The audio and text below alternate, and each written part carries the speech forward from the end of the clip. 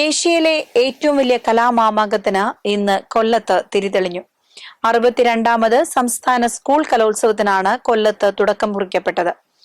രാവിലെ 10 മണിക്ക് ആശ്രാമത്തെ പ്രധാന വേദിയിൽ നടന്ന ചടങ്ങ് മുഖ്യമന്ത്രി പിണറായി വിജയൻ ഉദ്ഘാടനം ചെയ്തു. വിദ്യാഭ്യാസ മന്ത്രി വി ശിവൻകുട്ടി അധ്യക്ഷത വഹിച്ചു. മന്ത്രിമാരായ K N. Balagopal, K. Rajan, J. Chinchurani, K. B. Ganesh Kumar, നടിമാരായ Asha Sarath, Nikhila Vimal, mayor Prasanna Ernest, MLA Mukesh എന്നിവരും ഭദ്രദീപം തെളിച്ചു.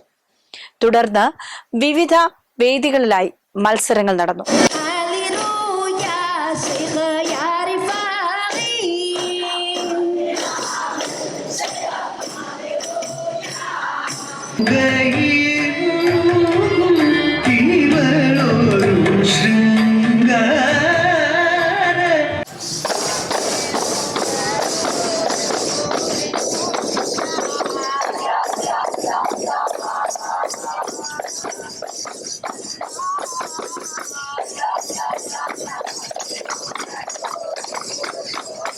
ഇത് സ്കൂളിൽ നിന്നാണ് വന്നിട്ടുള്ളത്? National school Vengola. ഇത് എത്ര നാളത്തെ പരിശീലനമാണ് നിങ്ങൾ? ഓക്കെ, അപ്പൊ ഇപ്രാവശ്യവും പ്രൈസ് പ്രതീക്ഷിച്ചുകൊണ്ട് നിൽക്കുന്നു. നന്നായിട്ട് ചെയ്തോ? നന്നായിട്ട് ചെയ്തു. കോൺഫിഡൻ്റ് ആണ്.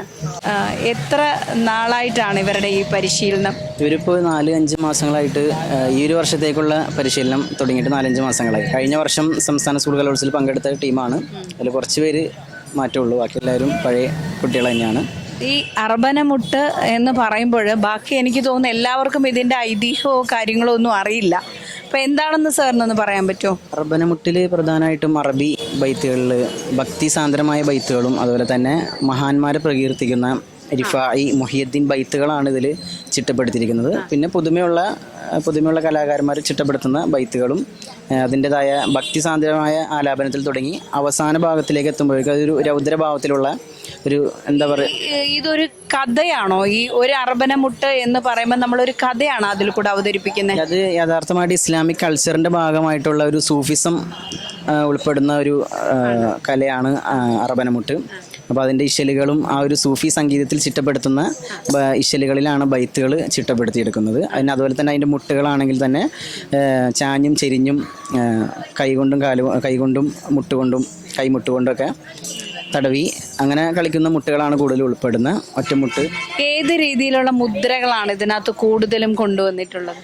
അറബനമുട്ടിൽ അഷ്ടധ്വനിയിൽ തുടങ്ങുന്ന, അതായത് മണിപ്പിൽ തുടങ്ങി മണിപ്പിൽ അവസാനിപ്പിക്കുന്നതാണ് അറബനമുട്ട്. അതിൽ തന്നെ അഷ്ടധ്വനി എന്ന് പറയുന്ന ഒറ്റമുട്ട്, ഞൊട്ട്, തട്ട്, വിരല്, തള്ള്, തിരിപ്പ്, ഉള്ള്, മറുപുറം, തിരിഞ്ഞക, ഈ ഒരു 8 മുട്ടുകളുടെ അഷ്ടമായ 8 മുട്ടുകളുടെ ശബ്ദത്തിലാണ് അതിൻ്റെ പ്രധാന ഭാഗം ഇരിക്കുന്നത്. പിന്നെ അതിൽ തന്നെ കളിമുട്ടുകളും 3 മുട്ട്, കായിൻമുട്ട്, ദായിൻമുട്ടുകളൊക്കെ ഉൾപ്പെടുത്തിയിട്ടാണ് ചിട്ടപ്പെടുത്തുന്നത്. ഇരുന്നു കൊണ്ട് കളിക്കുന്ന ഒരു കലയാണ്. ദഫ്മുട്ടിനെ അപേക്ഷിച്ച് അറബനമുട്ട് ഇരുന്നു കൊണ്ട് കളിക്കുന്ന ഒരു കലയാണ്.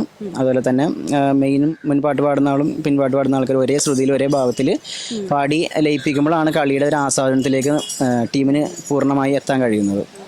എത്ര നാളത്തെ പരിശീലനം വേണ്ടി വരും ഒരു അറബനമുട്ട് നമുക്ക് സ്റ്റേജിൽ പെർഫോമൻസിന് വേണ്ടിയിട്ട്? കൂടുതൽ ഒരു ബേസ്മെൻ്റ് ഉള്ള കുട്ടികളാണെങ്കിൽ തന്നെ ഒരു 4-5 മാസം കൊണ്ട് ഒരു ടീമിനെ ചിട്ടപ്പെടുത്താൻ കഴിയും. ഇതിപ്പോൾ എത്ര നാളായി? ക്ലാസ് ടൈമും അതുപോലെ തന്നെ അവധി ദിവസങ്ങളൊക്കെ പ്രാക്ടീസ് ചെയ്താണ് ഓരോ ടീമുകൾ. കഷ്ടപ്പെട്ട് കഴിഞ്ഞാൽ അതിനനുസരിച്ച് ടൈം കൊടുത്ത് അതിനനുസരിച്ച് ഐറ്റം കൂടുതൽ പെർഫെക്ഷനിലേക്ക് എത്തിക്കാൻ സാധിക്കും. ഏറ്റവും ചുരുങ്ങിയത് നിസാര 4-5 മാസം കൊണ്ട് പുതിയ കുട്ടികളെ ട്രെയിൻ ചെയ്യിപ്പിക്കാൻ സാധിക്കും. ബേസ്മെൻ്റ് ഉണ്ടെങ്കിൽ കൂടുതൽ നല്ലതാണ്. അപ്പോൾ ഈ വർഷം കുഴപ്പമുണ്ടായാലും നല്ല മത്സരമായിരുന്നു അവർ. കഴിഞ്ഞ വർഷം സംസ്ഥാന സ്കൂൾ കലോത്സവത്തിൽ കോഴിക്കോട് സെക്കൻഡ് വന്ന ടീമാണ് ഇവർ. ഈ വർഷം പ്രതീക്ഷയുണ്ട്, എ ഗ്രേഡ് കിട്ടട്ടെ.